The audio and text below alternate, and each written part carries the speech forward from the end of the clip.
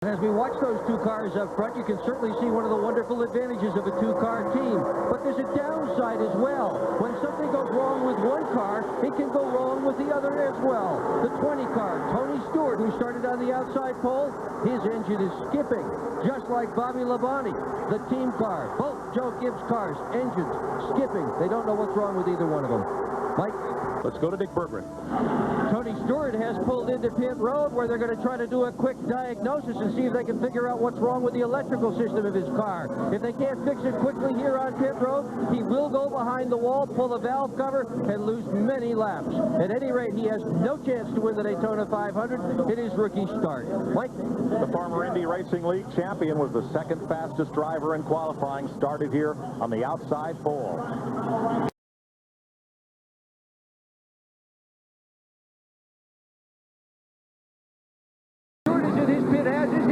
Bobby Labonte in front of him. Stewart stopped just a bit short because the 31 of Skinner had already pitted. That ensured he would not get blocked in. Oh, Stewart has stalled the car on pit road.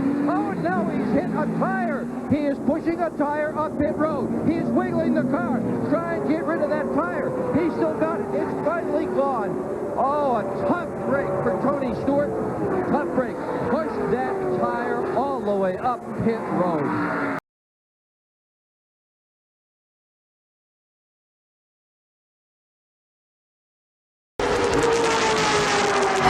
Welcome back to Daytona. It's the big one, gang. It's the big one. It's what we've all been fearing. This kind of racing is going to happen. A horrible crash on the back straightaway that began when Tony Stewart got turned sideways against the backstretch wall number 20.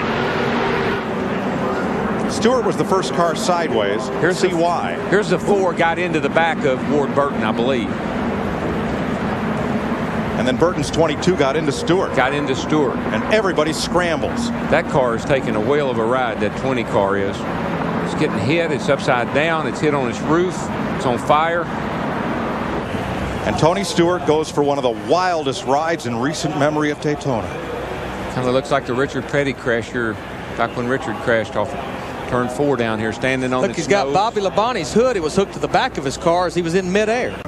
Here with Joe Gibbs, unfortunate afternoon, but the good news is both your drivers are okay, but they're both inside the care center. Actually, Tony went to the other hospital. They took him straight to the other hospital, and they said he was complaining of his shoulder. They wanted to do x-rays on it, but it looks like Bobby's okay. I think Bobby's in there and sitting up. Donna's in there with him, so looks like our 2 guys came out of it. I'm worried about Tony because I want to try and get over to the hospital and see what he's complaining about, something about his shoulder. All right, we'll let you go.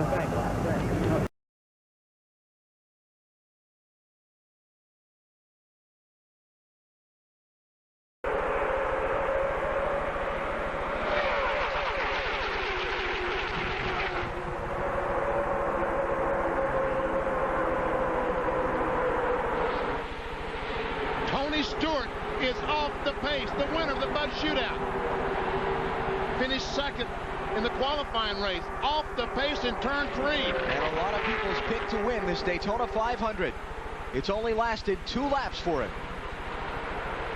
And you can hear the motors off right there. There's no running of that engine. How about it, Matt?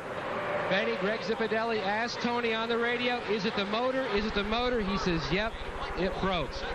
Wow. Tony Stewart, one of the dominant cars all week, is out. Let's get more on Tony Stewart's situation, Matt. Alan, I've caught up with Greg Zippadelli. Tony, give you any idea what might have happened inside the motor? No, we probably broke a piston or something. He says it blew apart pretty good, and 18 car had one go the other day. Truck team had one go the other day. It doesn't seem like we're up on our game here with our motor program, but they've been working awful hard this winter, and we'll bounce back. It just, you know, we had a great race car. Home Depot Pontiac's been awesome all weekend. Tony's spirits have been up. This whole team has been excited about coming here and trying to win our first Daytona 500, but I guess we'll be back next year. Rain washed out the final practice. Do you feel like this is something that probably would have cropped up in the final practice session? Yeah, but I mean, everybody was in the same boat. 90%, 95% of us put our race motors in. It's something that we do week in, week out, and you know, it's a chance you take, but it just come off the dyno. I think ran good. They run a bunch of pulls on it, and just wasn't our day. I mean, somebody, I don't know, just one of those deals, man. I don't know. The 20 team, looking at the championship this year, uses a mulligan early in that title chase, Alan. We have caught up with Tony now, and Tony, you told us he had no laps on that race motor. Did that worry you going in? It's never worried me. I mean, I've got the utmost confidence in our motor department at Joe Gibbs Racing, and you know, whatever happened was a freak deal. The part that makes me feel bad is there's so many of these guys that you see behind us that have worked all winter to get this car done, and their families and their wives and their kids have been letting their dads and their husbands go to work, you know, 10, 12-hour days to try to get this car where it was this week. And you know, I told them right before the race started, like, no matter what happens, guys, you guys gave us a very, very good race car here, and you know, it's a tough way to start the year, but I feel worse for the guys than anything, because they've poured their hearts and souls into making this car what it is. That's the word right there. Tough. Very tough way for Tony to start. He was a favorite, guys.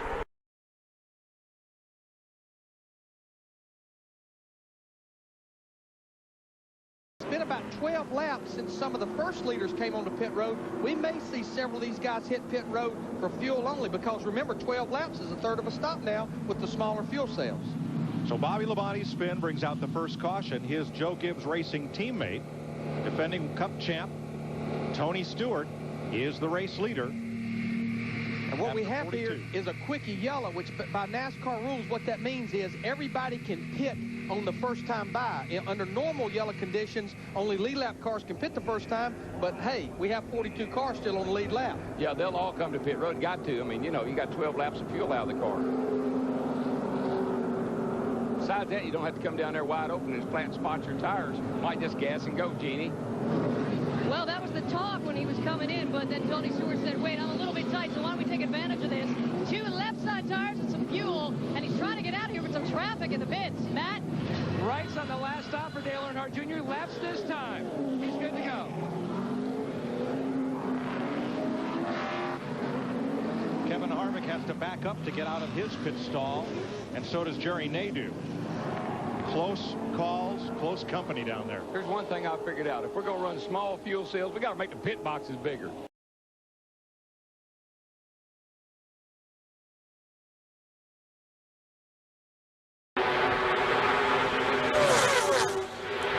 We're seeing the top 3 plus the lap car of Kurt Busch. Now look at the gap back to Jeff Gordon. Kevin Harvick and his teammate Jimmy Johnson are in that pack, so they're going to try to hook up as they're making the pass to the lead. Dale Earnhardt Jr. going for the lead of the Daytona 500. We'll see who so Stewart not wanting to give it up. 97, who's he going with? Gonna go with Stewart. 22, and he's going with Stewart.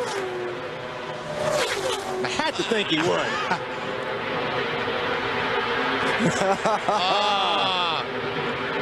Junior could not quite make it. He's still trying. Here he goes look again. At this. Another run to the inside of Stewart, and he might have him this time. A great run going to turn 3. He's got it. Good job. You're clear. Fans come to their feet as Dale Earnhardt Jr. and Tony Stewart take the white flag. We're in the final lap of the Daytona 500. Junior took the lead from Tony Stewart with 19 laps to go after he trailed Stewart's orange Chevrolet for much of the central part of the race. Now he's got to hang on for 3/4 of a lap to earn a victory in the sport's biggest event. Stewart not close enough to make a move yet. It's all going to come down to whether Earnhardt has a bobble or a problem in this final third of a lap.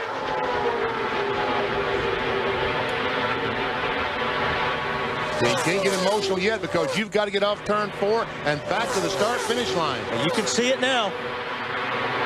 The legacy continues. Dale Earnhardt Jr. wins the 46th Daytona 500. Got it. Dave Burns. With Tony Stewart, who finished second. Hey, coming in, I heard the pride in your voice to your crew, but I know there's got to be some frustration after following for so long and not being able to pass that 8 car. And leading most of the day. I tell you what, I'm so proud of this Home Depot team. I mean, John Andretti crashed us yesterday just being stupid, but that's what John does. So, but I mean, he tore a lot of things up on a good race car, and these guys worked all night to make it right. And I tell you what, I couldn't be more proud of this Home Depot team. They never gave up all week. I mean, we had a great handling car all week. We just needed speed, and you know, Mark Cromquist and all the guys back in Charlotte, the engine department at Joe Gibbs Racing, and all the guys here at the track. I mean, we just kept throwing combinations after combination after it and just kept working on our car. And I'm just so proud of these guys. I can't believe it. I mean, sure, I'd love to be down there in victory lane right now, but I mean, the 8 car was the class of the field all week, and you know, to to stay ahead of him as long as we did. I mean, when he decided he was ready to pull the pin, he pulled it. But, you know, at the same time, I mean, we ran a good race. And, I mean, I tell you what, him and I have worked together as a team at these restrictor plate tracks for the last 3 years. And, you know, as long as we can get that combination like this and finish 1-2 like this, you know, he's got his now. I'll get mine next year. All right, very close for Tony today. His best finish in 6 Daytona 500s.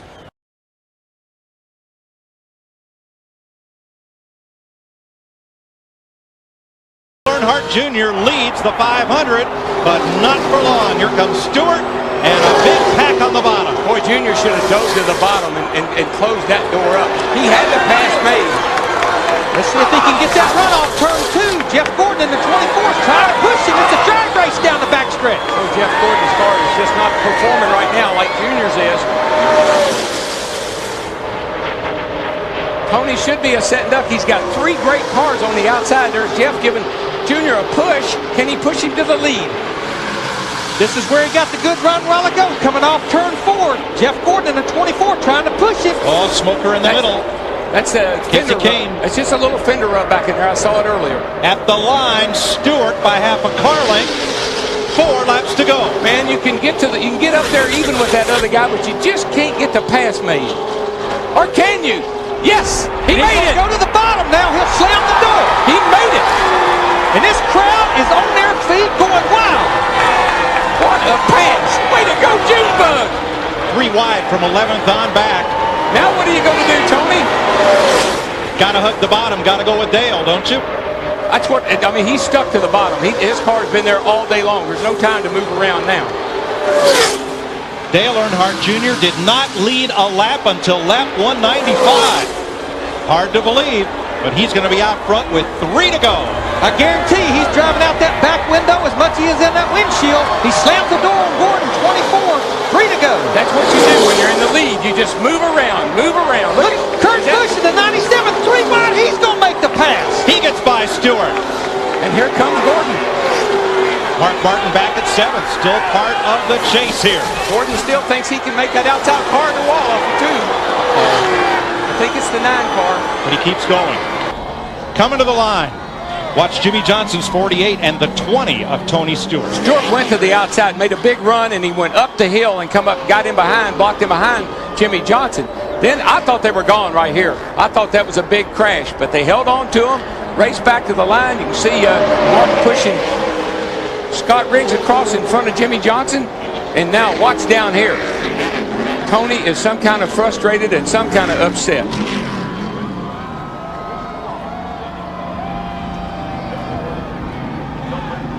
Run 500 miles, don't have a scratch on your car, and then decide to beat them all up after the race is over. Tony, you led so much of this race. You had a great race car. How disappointing not to win it after a great day. That's the hard part. It's hard leading sometimes like that. Well, watch it, guys. But, you know, we had a great car. I mean, to lead all those laps that we led, I tell you, I'm so stoked about the way these guys brought this car here. It was an awesome race car, and just got caught up there on the restarts at the end. What was Chad Knaus upset about? I think he was upset about me running into his driver after the race, but I think his driver did enough running into us before we got to the checkered flag. So Chad's just upset. I don't know what Chad's upset about, but that's just Chad, I guess. I mean, if he wants to talk about it, I'm easily accessible.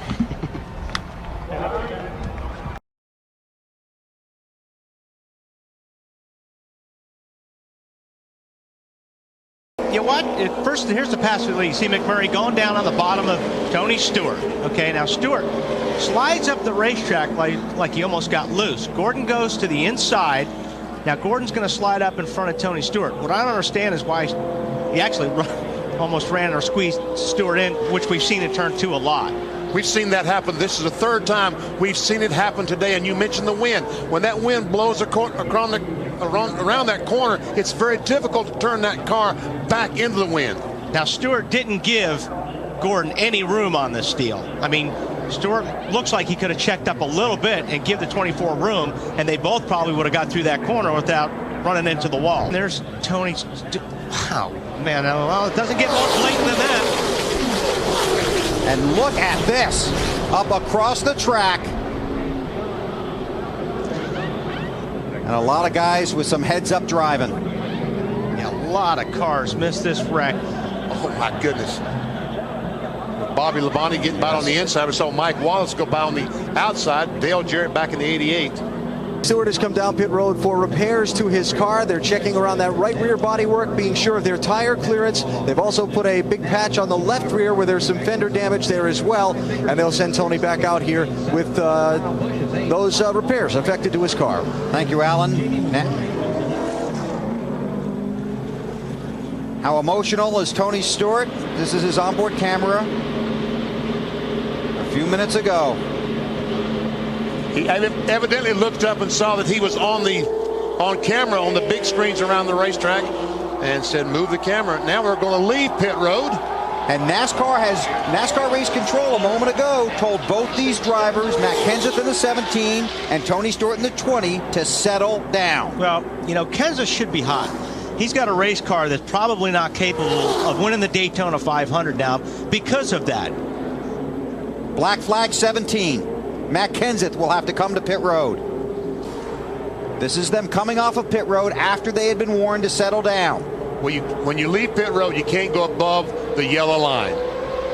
And he was, in his eagerness to get to the 20 car, went above the yellow line. With Greg Zipadelli, Tony Stewart's crew chief, how bad is the damage to your car, and can you come back from the penalty in the lost track position? I think so. He needs to be patient now. We got a long way to go. We obviously got a pretty good race car, and he's a pretty good driver on these restrictor plates. So we just need to settle down, think about what we're doing here, and we got plenty of time to get this Home Depot Chevrolet back up the front. Did Tony have a reaction to the penalty? No. Everything's all right. All right, thanks, Zippy. Well, Dave, Tony Stewart rallied for an 8th place finish. Matt said he felt like your contact was very much intentional. What's your take on that?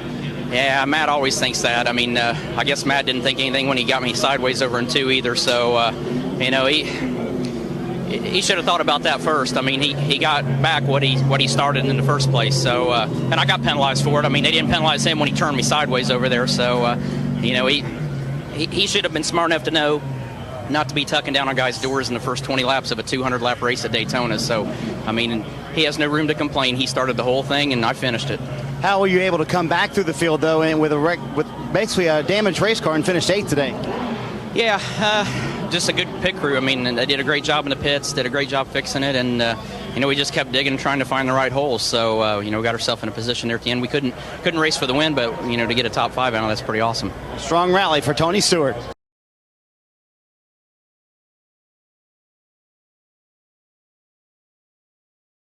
Let's watch it. I don't know if Kurt got into the back of Tony or not. Let's wait till we get around here and see. Tony's car just Tony hit the apron. He got down on the apron. He got a little bit loose. Kurt was all over the back of him, and there he goes. Tony's dropped the window net on his car. That's a signal to safety workers that he is okay. Tony Stewart is out of his car, speaking with Chris Devoda. We've caught up with Tony Stewart coming out of the Care Center. Tony, we just spoke with Kurt Busch.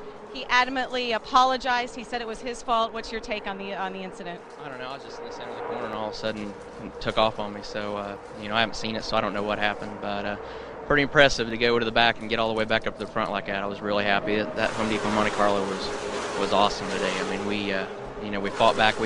We kind of were in a bad position that one pit stop where we had Robbie Gordon coming in, you know, towards the tail of the field. We were ready to go, and I stalled it trying to get out ahead of him, and then him and the 38 get together, and they're wrecked, and it just got us to the back, and then I just wasn't paying attention to my pit lane speed, and it was my fault and got us behind. So just got us to the back, but I was proud of, you know, I thought it would be a little quicker than it was getting to the front, but it took a lot longer than I anticipated. The cars are just so tight back there, and it's so hard to drive back there if you're in bad air, but just proud of these guys. I mean, they never got worked up. I never got worked up. We drove the way back to the front. Tony, you're out of the 500, but you're able to smile. Is that going to be a testament to the confidence you have in your season?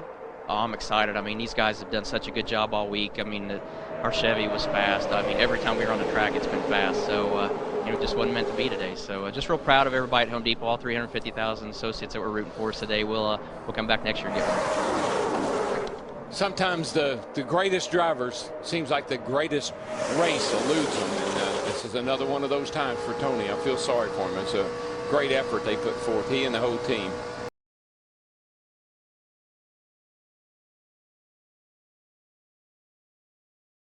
How about these suspects at the front of the field right here? No surprise, Tony Stewart. But look at Ryan Newman and Kurt Busch. And how about Reed Sorensen in that 41 car? 2 laps to go. But it's not over.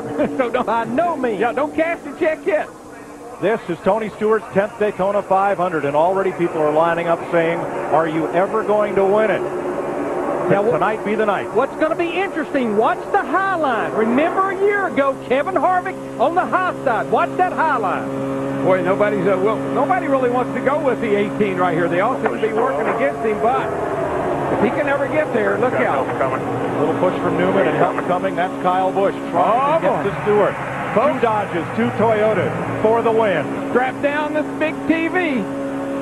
She's going to go for a ride. Here we come. White flag. Bail out. 1 to go. Woo-hoo. Stewart's got a great car. No question about that. It's just a matter of if Kurt can get a little help. And now, Ryan jumped to the high side. Tony Stewart blocks him. Here comes Kyle Busch on the bottom. Uh-oh, Toyota drag race. Down the back, Toyota drag race. Teammate. Newman was trying to get help from the other blue Dodge. Now he's got it. Toyota on the inside lane. Dodge on the outside lane. Who's going to win it? It's going to come all the way to the wire. Here they go into turn 3. Teammates working together. 2018, 212. 12 is going to win this race. I don't believe they can catch him back to the line. He's going to have to make it wide. Pedal, baby. Pedal. Have to make it wide. It's the Boilermaker, Ryan Newman. Ryan Newman, Roger Penske win the Daytona 500.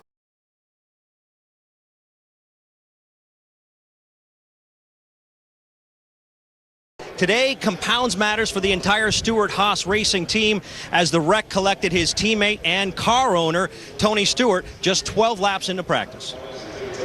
He hit me right in the door. I mean, it's unfortunate. Took out a bunch of cars. You know, we were leading and everything was fine, and got a small vibration going into 1. I was getting ready to pull off a 2 just to see what it was. And that Goodyear tire didn't give me that opportunity.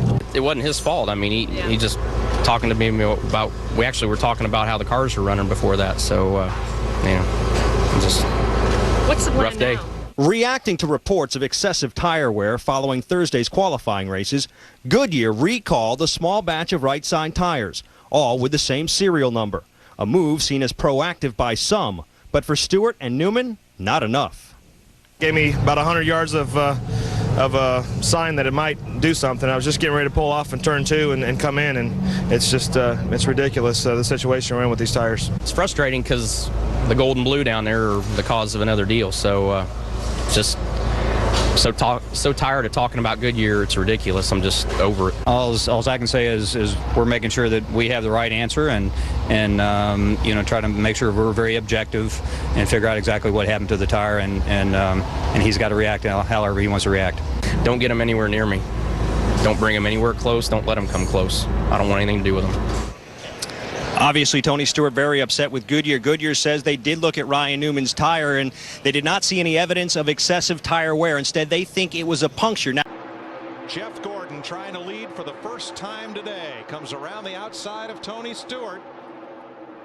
Not going to as they get to the line, Stewart forges back in front.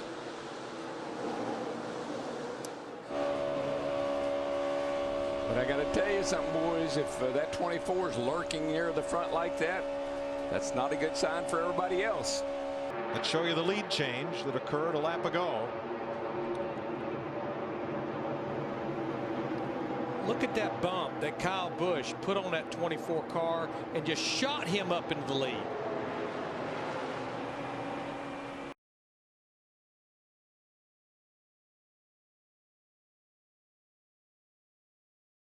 Tony Stewart, we expected to see you up front a whole lot. Haven't been there yet. What you got to do to get up there? I got to get freed up. And just really tight right now. Can't make the front stick to the ground and can't make the front of the car cut. So we're trying to come up with a plan and a strategy of what we can do here during these. We're not going to get a lot of caution laps probably when they put us back in and get us going. They're probably going to get us going here pretty quick. So we won't have much time to work on it. But we got to take a swing at it because we're not getting any better, and the rest of the field is, so we're starting to lose ground on it. Okay, wish you well in the rest of the race. Krista. We're getting a report from Matt Yoakum that under the front end of this 14 car, they're putting like a pan underneath the front. You heard Tony say in his interview his car would not turn. I think they're anticipating that's only going to get worse as the track cools down. So that's what they're doing. And we also got a report that Dale Earnhardt Jr., the 88 group, came in and actually pulled a rubber out of one of the springs, softened the rate of that rear spring. Yeah, I think what everybody's anticipating, Larry, is there's going to be a lot more grip out there now. They were trying to free the cars. They didn't want the cars to be loose. Now, when it was hot, I think now that the track is cooled down, we pick up a lot of grip. You can suck that nose back down. You're going to have a lot better balanced race car.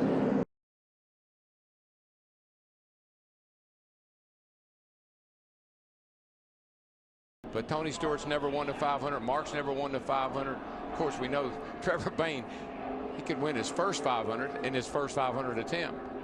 Cars up. Ready. Tony Stewart's won the pole for the Indy 500. He's won the IRL championship, twice the Sprint Cup championship. He's won everything at Daytona. 47 with you. Still with you. Still with you. Bottom. And coming through the middle, Kurt Busch. Now down to the inside. Bobby Labonte in that 47 gave Trevor Bayne a heck of a push. Now all they can do is try to hug the bottom of the racetrack and protect. I like what I tell you, that 22 though is coming in with a head of steam, and Juan Pablo right on him. Looks like Tony and Mark might have a, I don't know if they got enough time to get back up there or not. I don't think they do.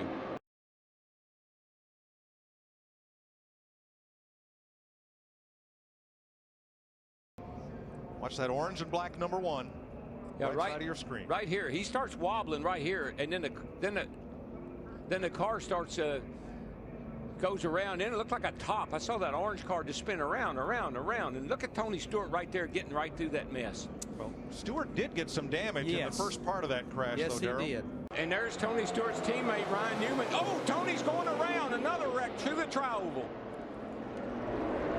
Kyle Busch, hard slide through the grass, no contact. At least half a dozen cars involved in this one. Dave Blaney drives away. That's Kyle Busch. Caution flag number 10 with 4 laps to go. Landon Castle, or excuse me, David Rudiman.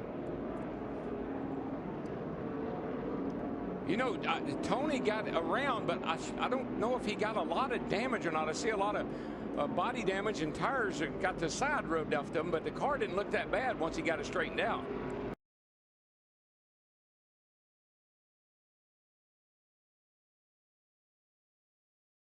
Johnson first, Kenseth second with a push from Gordon. Oh, Kane! Kane gets around, slides across the track. Dillon misses him. More carnage down toward turn number 1. Montoya, Harvick. A real low apron. All with damage as the caution comes out.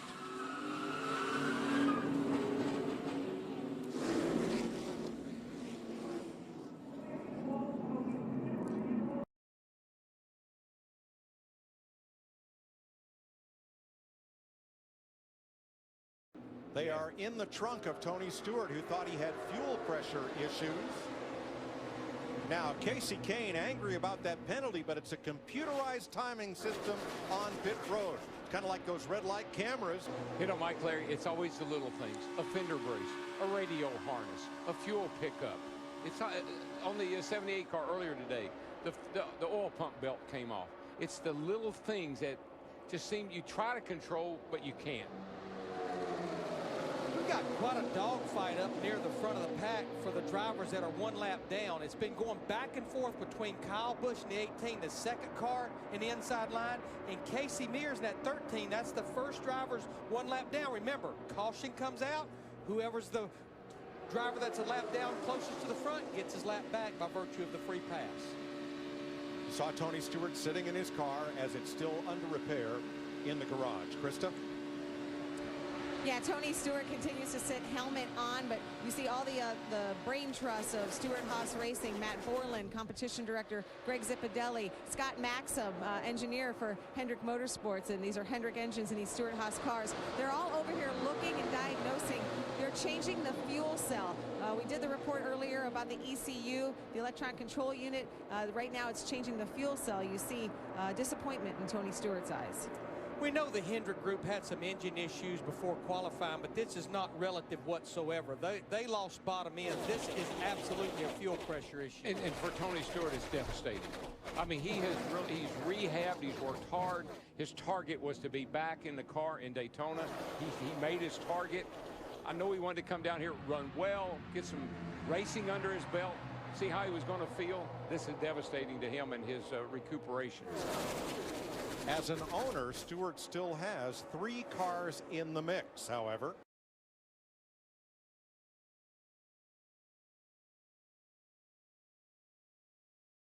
From 33rd up into the top 20 since the restart. Stewart in the wall.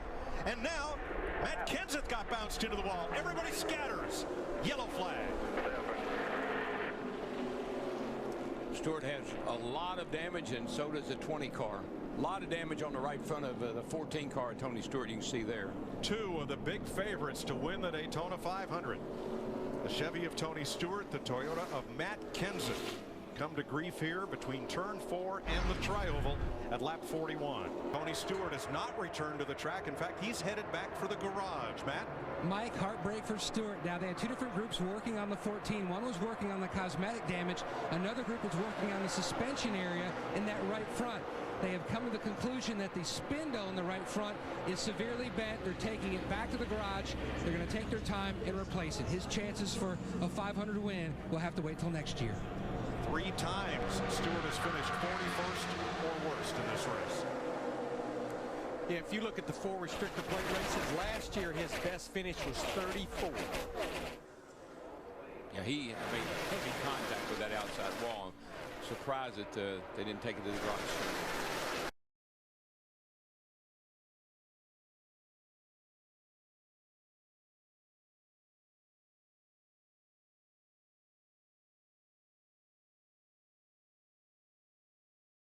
Wow.